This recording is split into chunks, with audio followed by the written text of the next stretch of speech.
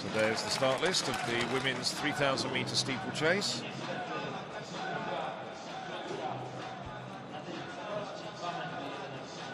Well, there was the very impressive Anna-Emilie Moller. She's the fastest woman in the under-23 ranks in Europe by over 10 seconds. Echelons.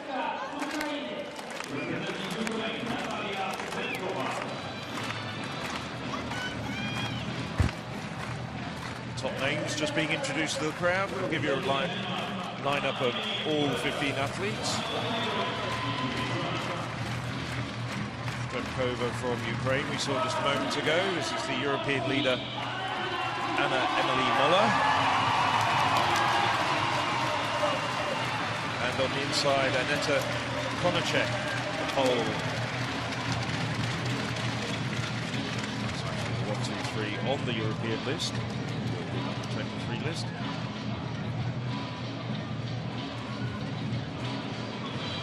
So look out for Britain. Also running inside 10 minutes this year. Well, they're away.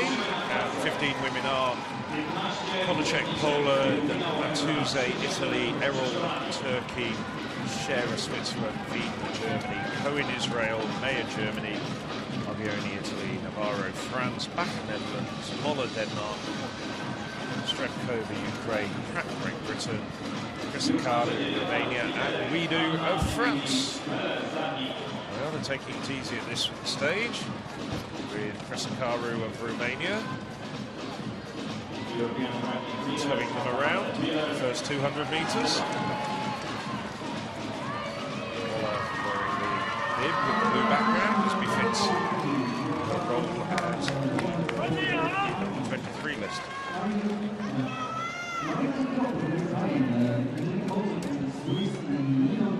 See there, in third place at the moment, Amy Pratt.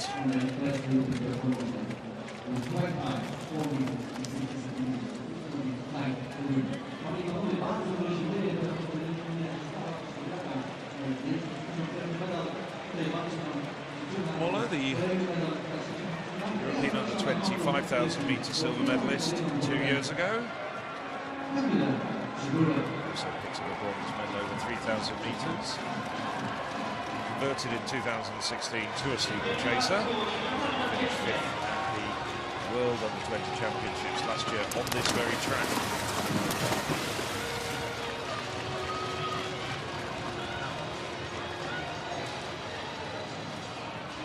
She has run faster than the championship record of 9:36.14. She's not running at the sort of pace, well, these women aren't running at the sort of pace in this final.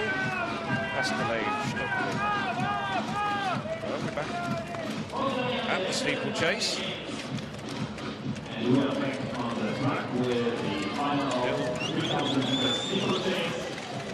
Bydgoszcz in front with Moller. Steeplechase has got up. He's just tucked in behind the two leaders.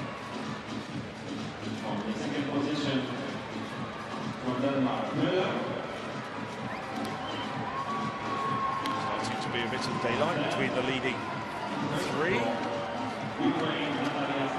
Rest. Went through 1,000 metres in 3:15.74. A decent pace.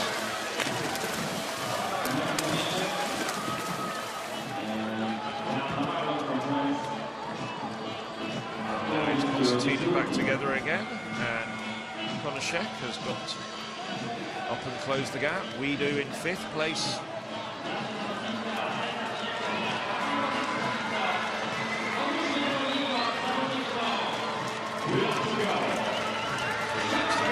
Also up there is Lisa Mayer, so 3, and then a slight gap, and then 3 more athletes clutched together.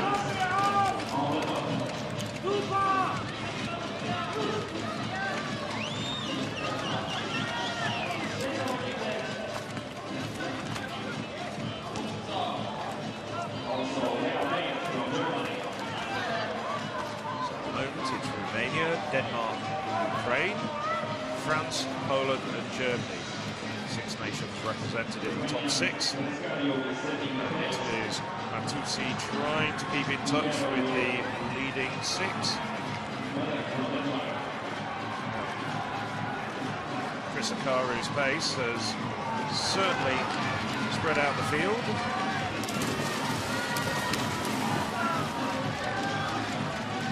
Matusi's got up there, so it's now 7 athletes strung out. That's the leading group, and then a fair bit of daylight. Now Moller, well, 6:35.91, so a slower second kilometre.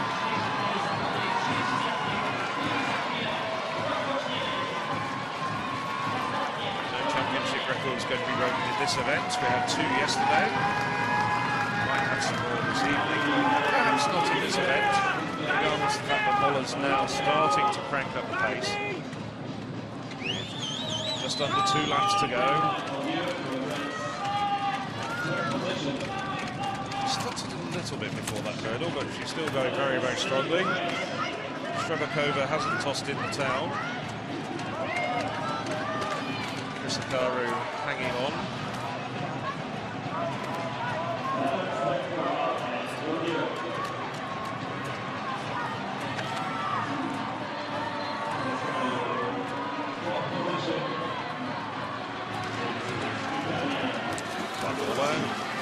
Still leading the way.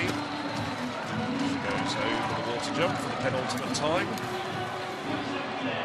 500 metres to go. Moller, 2 metres back, Steeplechase, and then that's a 15-metre gap to Emily Wiedu, who's come through very strongly over the course of the last couple of 100 metres. Steeplechase starts to flag badly.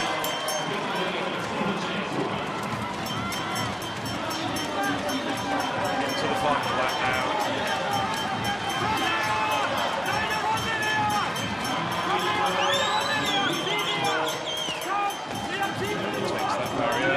Very, very cleanly.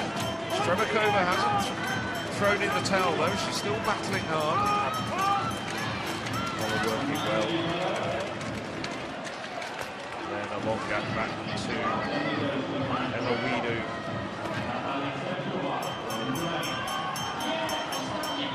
Wiedu rather climbed over that barrier, but she's still got a big gap over the rest of the field. Now Moller's.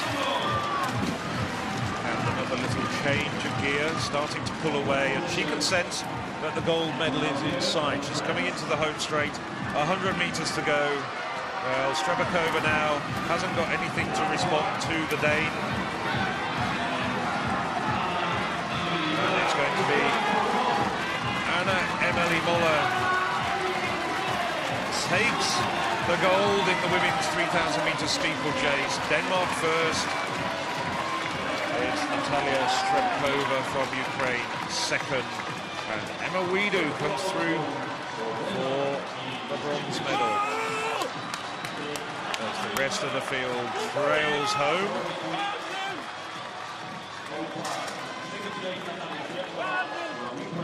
Well, unofficially 9:43.05 for Moller. Did everything that she needed to do over the final kilometre after the pace dropped between 1,000 and 2,000 metres. Bydgoszcz will have been very close to her personal best there. Well, Denmark hasn't got too many medals at European U23 level. Reaching into my bag for my trusty stats handbook.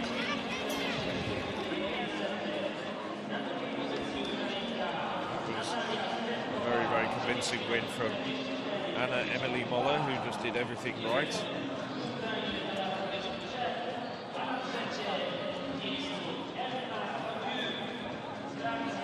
Steeplechase, well, she did desperately try to hang on, but I think the result was never in doubt from about 200 metres out.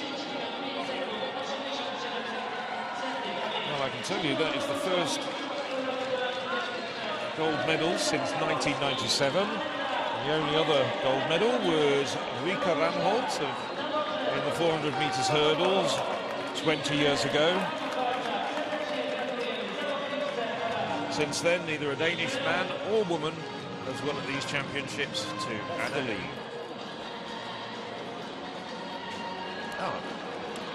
Well, we saw those momentarily before. Anna Emilie Moller wins in 9:43.05. Natalia Strebkova, national under-23 record, 9:44.52. Wema Widu takes the bronze for France. And then 3 personal bests. Chris Akaru, the leader for much of the race, gets inside 10 minutes for the first time. Isabel Matuzzi, 5th place in 9:57.68. And Adva Cohen, 2nd national record for her after a run in the heat, so may have finished down 9th, but nevertheless a good run from Cohen in 9th place. Amy Pratt rather disappointingly slipped back to 14th place. We were expecting something more from her. She has run under 10 minutes this year. The women's 3,000-meter steeplechase final at the 2017 European U23 Championships in Bydgoszcz delivered a race defined by tactical patience, controlled aggression, and a decisive surge in the latter stages. With several athletes entering the final with season's best times around the 10-minute mark, the race promised to be tightly contested, and it ultimately evolved into a fascinating battle of endurance, rhythm over barriers, and late-race composure. From the moment the gun fired, the field remained compact as the athletes carefully navigated the opening lap. In steeplechase racing, the early stages are rarely explosive, and this race followed that familiar pattern. Rather than attacking immediately, the contenders settled into a controlled pace, conserving energy while establishing rhythm over the barriers. The first water jump and subsequent barriers served as early tests of technique rather than outright speed. Smooth clearance over these obstacles is essential in the steeplechase, and the athletes who maintained balance and forward momentum immediately gained a subtle advantage. During the first kilometer, several runners shared pacing duties at the front of the pack. The group remained tightly clustered, suggesting that no athlete was willing to take full responsibility for increasing the tempo too early. This tactical hesitation is common in championship races, where positioning and efficiency often matter more than chasing fast times. Athletes, such as Aneta Konieczek of Poland and Germany's Leah Meyer, stayed attentive near the front, making sure not to lose contact while avoiding unnecessary effort. As the race approached the halfway mark, the tempo gradually began to increase. The barriers started to separate the field slightly, with the more technically confident athletes gaining a few meters after each obstacle. In steeplechase racing, even small inefficiencies in barrier clearance can accumulate over 7.5 laps. The runners who maintained smooth strides between obstacles were able to conserve energy, while those who stumbled or hesitated lost valuable momentum. The decisive phase of the race began shortly after the 2-kilometer mark. This is often the point where championship steeplechase races transition from tactical positioning into a genuine test of strength and endurance. The leading athletes began pushing the pace, stretching the pack, and forcing weaker contenders into survival mode. Each water jump now demanded greater physical effort, and the field started to fragment. One of the key elements in this phase was composure over the water barrier. Unlike standard hurdles, the water jump punishes poor timing or fatigue. The athletes who attacked the barrier with confidence maintained their rhythm, while those struggling to maintain speed began losing contact with the leaders.